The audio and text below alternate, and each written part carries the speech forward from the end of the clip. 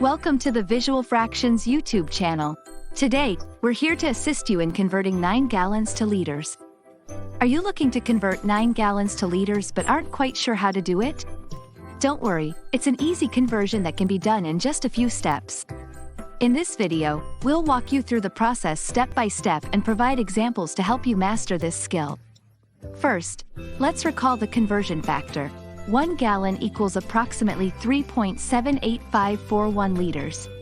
To convert gallons to liters, simply multiply the number of gallons by this factor.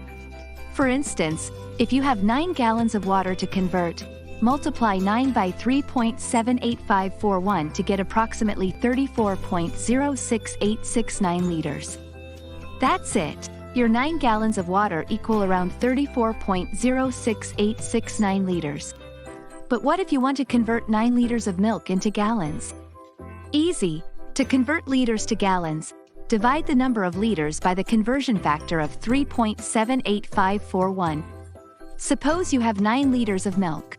Dividing by 3.78541 gives approximately 2.37755 gallons. Remember to round to the nearest hundredth, so your final answer is approximately 2.38 gallons.